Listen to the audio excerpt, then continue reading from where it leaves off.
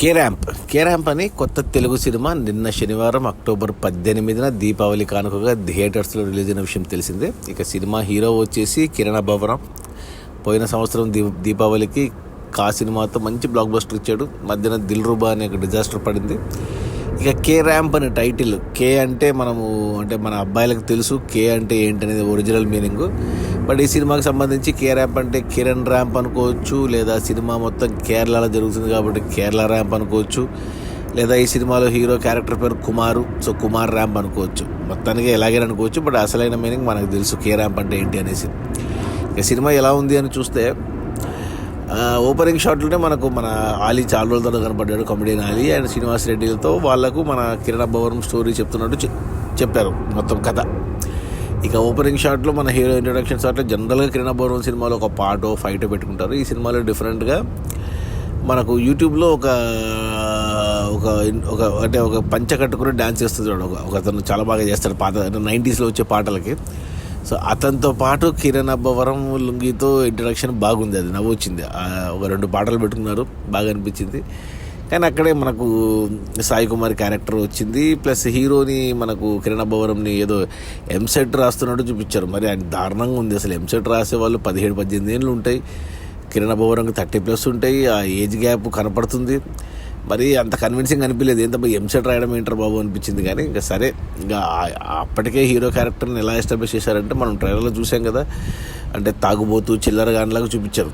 ఆ ఏజ్కి అసలు తాగడం అనేది టూ మచ్. సరే, ఇంకా సినిమా నాకు ఇవన్నీ పక్కన పెట్టేయాలి. ఇక సినిమా మొత్తం అక్కడి నుంచి కేరళకి షిఫ్ట్ అవుతుంది. ఇంకా మిగతా సినిమా అంతా 2 గంటల 10 నిమిషాల సినిమా, 2 గంటల సినిమా కేరళలోనే జరిగినట్టు చూపిస్తారు.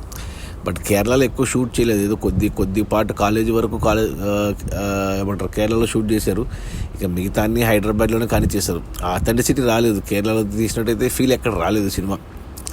ఇక కేరళకి షిఫ్ట్ అయ్యాకంటే మనకు హీరోతో పాటు ఒక ఫ్రెండ్ క్యారెక్టర్ని పెట్టుకున్నారు. అతను ఎవరో కొత్త యాక్టరు. అతని బదులు ఎవరన్నా తెలిసిన యాక్టర్ని పెట్టింటే బాగుండు, ఒక హర్షానో లేకపోతే ఇంకెవరైనా సత్యానో పెట్టింటే కామెడీ బాగా వర్కౌట్ అయ్యిండేది అనిపించింది నాకు. ఇక కేరళకి షిఫ్ట్ అయ్యాక అక్కడ మనకు కేరళలో మనకు హీరోయిన్ వచ్చేసి యుక్తి తరేజా అమ్మాయి, కొత్త అమ్మాయి. అంటే ఇంతకుముందు ఒక రంగబలి అనే సినిమా చేసింది ఒకటి, ఇది 2వ సినిమా అనుకోవాలి. ఆ అమ్మాయి నేను మామూలుగా ట్రైలర్స్లో ప్రమోషన్స్ చూసినప్పుడు పెద్దగా అనిపించలేదు, కానీ సినిమాలో మాత్రం బాగుంది. అమ్మాయి చాలా గ్లామరస్గా చూపించారు అమ్మాయిని. అంటే ఈ చిన్న సినిమాలకు అంటే ఒక పెద్ద హీరోయిన్ లాగా చేసింది ఆ అమ్మాయి. అంటే గ్లామరస్గా కనపడే స్కిన్ షో ఏం లేదు కానీ, బట్ గ్లామరస్గా చేసింది. ఇక హీరోతో పాటు అంటే సినిమా అంతా ఎన్ని లిప్ లాక్లు ఉన్నాయండి, అన్ని లిప్ లాక్లు ఉన్నాయి సినిమాలో. అంటే ఇంకా ప్రాణం పెట్టింది అనుకోవాలి. యాక్టింగ్ కూడా బాగానే చేసింది, పర్ఫార్మెన్స్ మంచి క్యారెక్టర్ పడింది అమ్మాయికి. సినిమా అంతా అమ్మాయి చుట్టూ జరుగుతుంది కాబట్టి ఈ హీరోయిన్ కాకుండా వేరే ఎవరు చేసినా ఈ సినిమా అంతగా నచ్చిండేది కాదేమో. ఆ అమ్మాయి మాత్రం అందంగా ఉంది, ప్లస్ గ్లామరస్గా కనపడింది, ప్లస్ ఏమి అంటే చెప్తారు కదా, ఒళ్ళు దాచుకోకుండా పనిచేసిందని చెప్పాలి ఈ సినిమాకు. ఇక మన కిరణ్ అబ్బవరం మామూలే. ఇక ఈ సినిమాలో కొద్దిగా జోవియల్గా, లైవ్లీగా కనపడ్డాడు. మామూలుగా అతను డల్గా ఉంటాడు, ఈ సినిమాలో కొద్దిగా లైవ్లీగా ట్రై చేశాడు. ఇక అతనికి సపోర్టింగ్గా కేరళలో మనకు నరేష్ క్యారెక్టర్ని వచ్చేసి మనకు ప్రమోషన్స్లో ఊదరగట్టారు. నరేష్ క్యారెక్టర్ అదిరిపోద్ది, ఆస్పూస్ వంకాయ పులుసు అన్నారు, కానీ అంతగా ఏం అనిపించలేదు నరేష్ క్యారెక్టర్ ఫస్ట్ హాఫ్లో నాకు. ఇక సినిమా అంతే, ఇక ఏం లేదు. ఇక హీరోయిన్ లవ్ స్టోరీ, కాలేజీలో సీన్లు, ఇక అర్జున్ రెడ్డి టైప్లో అమ్మాయిని హీరోయిన్ని విలన్లు ఏడిపిస్తే కాలేజీలో ఇతను పోయి వాళ్ళకి వార్నింగ్ ఇవ్వడం, కొట్టడాలు, ఏమంటే కామెడీగా ట్రీట్మెంట్ ఇచ్చారు. సో అలా వర్కౌట్ అయింది. హీరోయిన్ని ప్రేమలో పడేయడానికి హీరో పడే పాటలు, ఇక ఇవన్నీ పెద్దగా ఏం లేవు, పాటలు సాంగ్స్ కూడా ఏం లేదు, ఏదో ఓకే అలా వెళ్ళిపోతుంది. ఇంక ఏముందబ్బా సినిమాలు అంటే కొద్దిగా ఏదో ఊరించారు. హీరోయిన్ ఫ్రెండ్ క్యారెక్టర్ ఒక అమ్మాయిని పెట్టుకున్నారు, మన బేబీలో చేసింది సీత క్యారెక్టర్, అమ్మాయి పేరు సీత. ఆ అమ్మాయి లాస్ట్ ఇయర్ బిగ్ బాస్లో కూడా వచ్చింది. ఆ అమ్మాయి నుంచి ఒక హింట్ ఇచ్చారు, హీరోయిన్కి ఏదో ప్రాబ్లం ఉంది అన్నట్టు. అది మనకు సస్పెన్స్ లాగా దాచిపెట్టారు. ప్లస్ కేరళలో అని పెట్టి అంతా మన తెలుగు యాక్టర్లను నింపేశారు. అక్కడ వాళ్ళు అంతా తెలుగులో మాట్లాడుతుంటారు. కేరళలో తీసినప్పుడు కొద్దిగా కేరళ యాక్టర్ని పెట్టుకుంటే, లేదా కేరళ స్లాంగ్ ఉన్న వేరే కొత్త ఫేస్ని పెట్టుకుంటే బాగుండు, కానీ మన వాళ్ళే కనబడుతుంటారు, మన వాళ్ళు తెలుగులో మాట్లాడుతుంటారు. అసలు ఎక్కడ కేరళ ఫీలింగ్ రాలేదు. ఇక అలా ఊరిచ్చి ఏముందబ్బా ఈ సినిమా అనుకున్నప్పుడు సెకండ్ హాఫ్ అంటే ఇంటర్వెల్ బ్యాంక్కి హీరోయిన్కి ప్రాబ్లం మనకి రివీల్ చేస్తారు.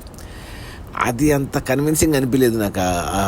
ఏమంటారు, ఆ ట్విస్ట్ ఏదైతే ఉందో హీరోయిన్ సైడ్ నుంచి. ఇంకా సినిమా కాబట్టి సరే ఓకే అనుకోవాలి, ఎందుకంటే మిగతా సెకండ్ హాఫ్ అంతా దాని మీద డిపెండ్ అయి ఉంటుంది కాబట్టి సరే ఉండొచ్చేమోలే మనకు తెలియదులే అని సరిపెట్టుకోవాల్సిందే. ఇక ఫస్ట్ హాఫ్లో కామెడీ పరంగా నాకైతే ఇంట్రడక్షన్ పార్ట్ తప్పిస్తే ఏం పెద్దగా వర్కౌట్ అవ్వలేదు నాకు. పాటలు కానీ సీన్లు కానీ ఏమంటే లిప్ లాక్లు ఎక్కువ పెట్టేసుకున్నాడు హీరోయిన్తో. హీరోయిన్ గ్లామరస్గా ఉంది కాబట్టి చూడగలిగాను నేను ఫస్ట్ హాఫ్ వరకు. ఇక సెకండ్ హాఫ్ విషయానికి వస్తే సెకండ్ హాఫ్ కూడా అలాగే వెళ్ళింది. మొదటి అరగంట పాటు హీరోయిన్కి ఉన్న ప్రాబ్లంతో హీరో పడే తిప్పలు ఒక అరగంట పాటు చూపించారు. అది కొద్దిగా రియలిస్టిక్గా అనిపించింది. ఎందుకంటే ఎవరైనా మామూలుగా సినిమాల్లో హీరోయిన్కి ప్రాబ్లం ఉన్నా కానీ హీరోలు త్యాగాలు చేయడము, అలాగే అలా కాకుండా హీరో పారిపోవాలనుకోవడం అనేది బాగుంది, రియలిస్టిక్గా అనిపించింది అక్కడ. ఇక అక్కడి తర్వాత అప్పుడు అరగంట తర్వాత మన వెన్నెల కిషోర్ ఎంట్రీ వచ్చింది. అక్కడి నుంచి నాకు అంటే మొదటిసారి నవ్వాయి ఈ సినిమాలో. వెన్నెల కిషోర్ వచ్చాక 2 సార్లు నవ్వుకున్నాను నేను. ఒక 7 నిమిషాల పాటు ఉంది వెన్నెల కిషోర్ ఎపిసోడ్. అక్కడ మాత్రం నవ్వు వచ్చింది నాకు.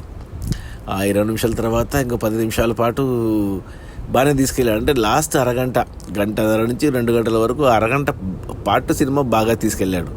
అక్కడ ఎమోషన్స్ కానీ సాయి కుమారు అండ్ మన నరేష్ అండ్ హీరో ఈ ముగ్గురు క్యారెక్టర్ల చుట్టూ ఉన్న ఎమోషన్ అంతా ఒక అరగంట పాటు సినిమా ఎంగేజింగ్గా ఉంది నాకైతే మొత్తం 2 గంటల సినిమాలో. ఇక లాస్ట్ 10 నిమిషాలు ఇక ఇంత పెద్ద ప్రాబ్లము ఇంత అని మనం కూడా కనెక్ట్ అయిపోయాము అక్కడికి. అంటే కన్విన్స్ కాకపోయినా ప్రాబ్లంకి ఇంకా సరే చూస్తున్నాం కాబట్టి సరే ఇప్పుడు ఎలా ఎండ్ చేస్తారనుకుంటే సింపుల్గా తేల్చేశారు క్లైమాక్స్ని. ఇంకా సరే అని సరిపెట్టుకోవాల్సిందే అంతే. అది నాకైతే ఓకే అనిపించింది సినిమా. 2 గంటల 10 నిమిషాల సినిమా ఒక అరగంట పాటు ఎంగేజ్ చేసింది. ఒక 2 సార్లు నవ్వించింది. పాటలు ఏం పెద్దగా లేవు. ఒక మెయిన్ హీరోయిన్ వల్ల చూడగలిగే ఈ సినిమాను.